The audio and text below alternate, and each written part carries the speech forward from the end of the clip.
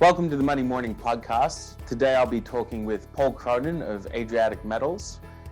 Adriatic Metals has a polymetallic deposit in Bosnia and Herzogovina. And this is particularly interesting because the commodity space is definitely heating up with fears around inflation. So, Paul, I was just wondering if you could give us a bit more about your background and the project you're working on. Okay, sure. But I've been banking in the natural resource sector for quite a while. Primarily based in Europe. I was working for a South African fund in London. As I've sort of watched the European mining sector develop over the years, there's been ups and downs. The Europeans have incredibly high environmental standards. A lot of the general communities don't like mining. But over the years, we've started to see policy change a little bit. We've seen the European Union develop a critical minerals list, where they've basically banned exports of certain minerals. And I think with COVID, it really hammered home how fragile our supply chains are. What we've seen as a result of that is probably a little bit more protectionism around natural resources. And that's been the same in Europe. So I was always looking for an asset to acquire in Europe, and I wasn't quite sure I wanted to make the leap into the European Union. I was involved in another asset inside an EU country, and it was very challenging moving forward. And so we started looking in the Balkans. The Balkans obviously sits on the end of the Tethyan mineral belt, which sort of runs right through Turkey and into Central Asia. And that Tethyan mineral belt is host to some of the world's best mineral deposits. The interesting thing about the former Yugoslav countries is that Yugoslavia had phenomenal infrastructure. I mean, it was an amazing place in its heyday. But obviously in the early 90s, when it started to break up, there's been a withdrawal of foreign direct investment. There's been a withdrawal of industry. And that created opportunities. And you could go there and you could potentially find historical deposits that were not about and apply more modern techniques to them. And that's what we did here in Bosnia. We literally, got archive boxes of data, digitized it and analyzed it, and then decided that we thought that there might be something more there, and we were right, and we were successful. The basket of commodities, however, was a bit of a surprise to us. We knew that it would be lead zinc. We thought initially it would be, a VMS deposit, but we didn't have any historic drill core to look at and verify. But as we started to drill it out, we realised it was something more complex in terms of its structure, and it also had very high grade quantities of silver and gold. And I think we've then started to look at the deposit more really as a silver deposit than a zinc deposit, even though zinc makes up about 30% of the revenue. Silver makes up about 35%, gold's about 15%, and then you've got lead, copper, barite that make up the balance. And I think it was interesting because we love to see typically a bit of a sort of cyclical hedge between base and precious metals. When the world, we saw this in 2008 in particular, when there was a financial crisis, precious metals rocket. I mean, silver was up at $50 an ounce. Absolutely. In 2011. And when the world's doing well, base metals rocket. And I think we're in an unusual situation at the moment. We've never seen a period like we have in the last 12 months or so, where governments have had to borrow a lot, and they've had to print a lot. And to get themselves back on a solid economic footing, I think the general view is that they're going to have to continue spending, continue running up deficits, and do that with the flux of money that's already been printed, and that is going to lead to to an increase in both base metals and precious metals in terms of their pricing. And we've certainly seen that over the last year with gold, coming up near 2,000. Silver's gone from sort of $12 or $14 up to about 26, 27. Zinc prices have gone from 2,300 to 2,900. Lead's up over 2,000. Copper is almost at record highs again. And so we're pretty pleased with our timing on this.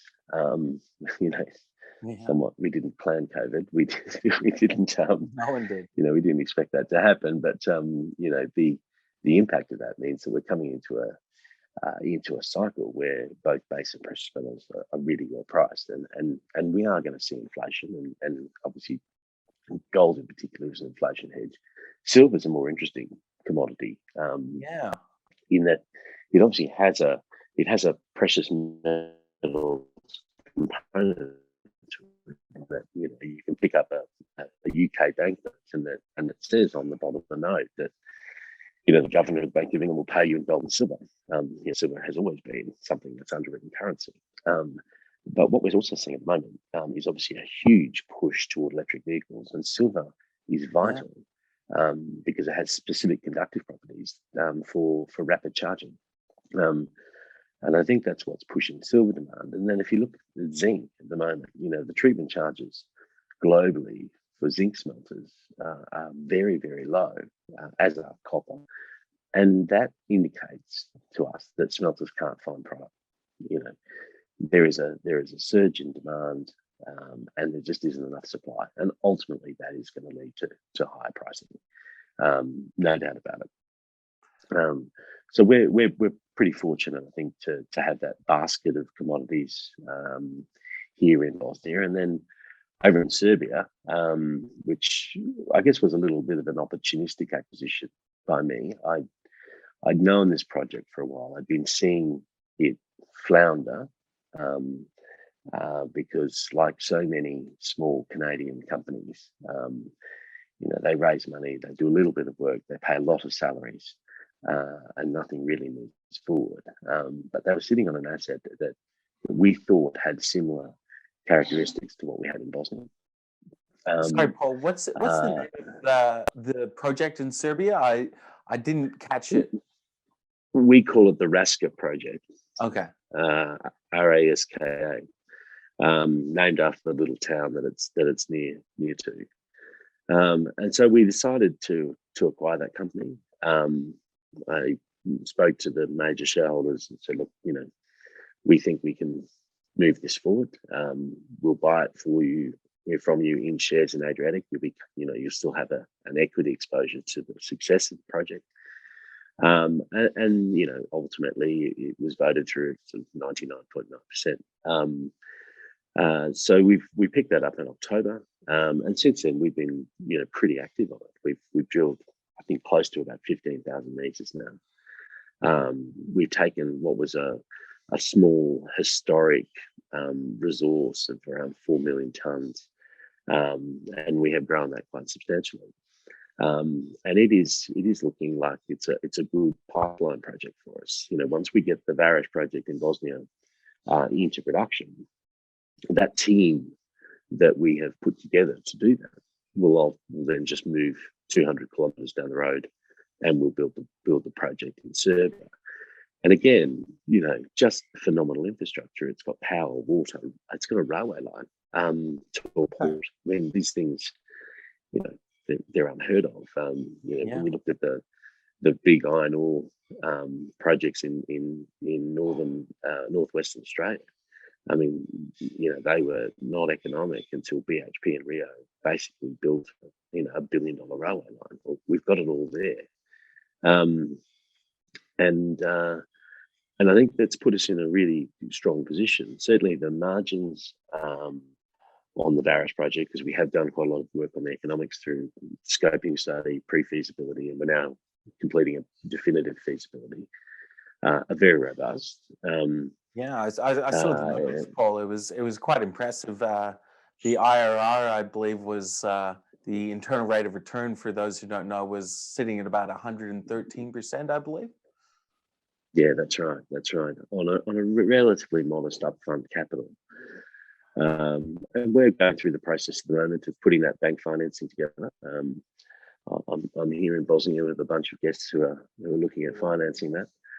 Um, and we'll complete the definitive feasibility in June. And I think, commence construction later in this summer, so end of July, August. So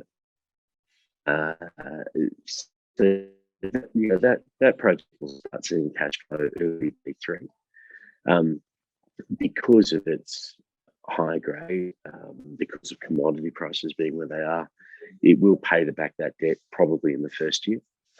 And that will allow us to take the excess cash flow from 2023 production and invest it in our project in Serbia. But at the same time, the deposit that we've found here in Bosnia, these sorts of deposits tend to repeat, depending on where you've got things structurally and geochemically. We know that this deposit sits between two faults. And we know how it got there, and therefore we know what to look for in terms of finding where that deposit will repeat somewhere else. And they typically repeat close by, which is why last year I begged and pleaded the Bosnian government to give me a new mineral concession that covered the entire known mineral belt in Bosnia. And they said to me, Paul, this would be the biggest mineral concession we've ever awarded.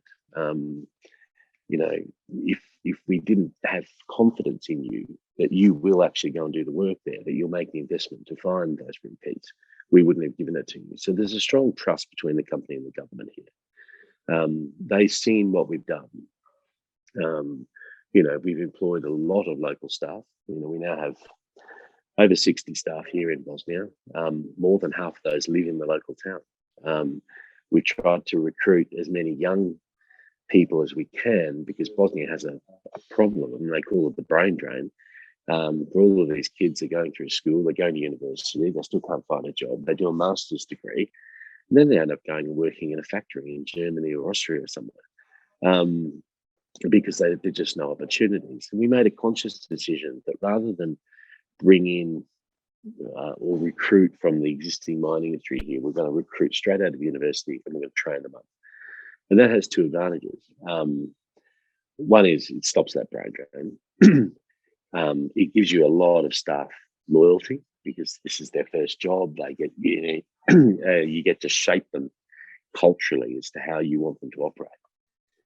But it means that I can also shape the health and safety culture, which for me is really vital. I mean, we can have people thinking health and safety all the time, because in our industry it's vital that you do that. And I think, those things that we've done, which have there's a strong business rationale for them, have been really well received by the Bosnian government because of their impact on the local communities. Has been a very positive one.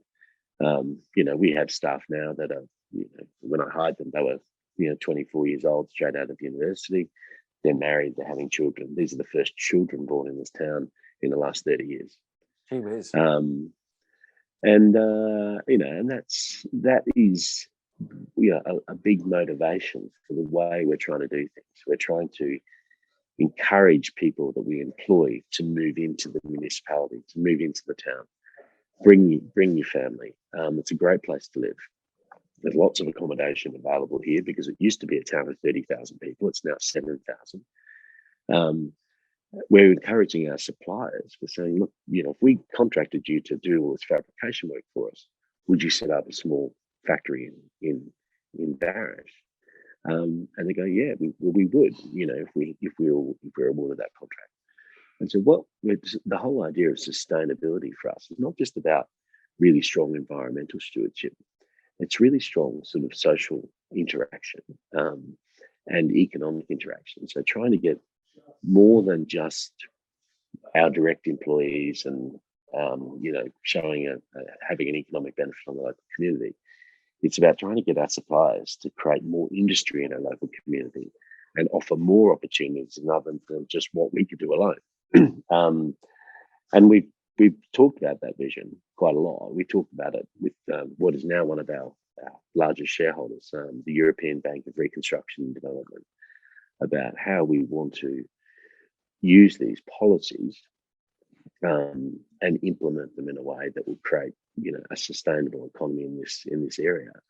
And we know that there are other initiatives, that there are extensions of the railway line up to Belgrade. We know that if we work with some of the shipping companies in terms of containerizing our materials from Barish down to Ploče, that will open up, import-export routes into the Sarajevo region that haven't been there in the past. And so the whole project is saying, well, this is what we need, but if there's a little bits that happen around the side of it to support it, it'll actually have a multiplier effect on the local economy. That's what and that's great. Yeah, and that's what we're trying to achieve here. We've been working with EBRD, with a group in London called Critical Resource, who are ESG consultants to the industry, on how we deploy that. And at the same time, we're still looking all the time at how do we reduce our energy usage? How much solar power can we get installed here? Where can we buy more hydroelectricity from? Trying to keep a really strong environmental footprint on the project as well. Electrification of fleet where possible.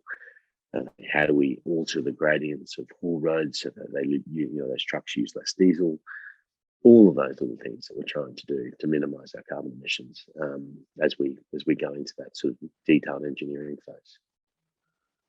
Well, that's an absolutely fascinating overview of the overall project, as well as the sort of macro factors that you talked about.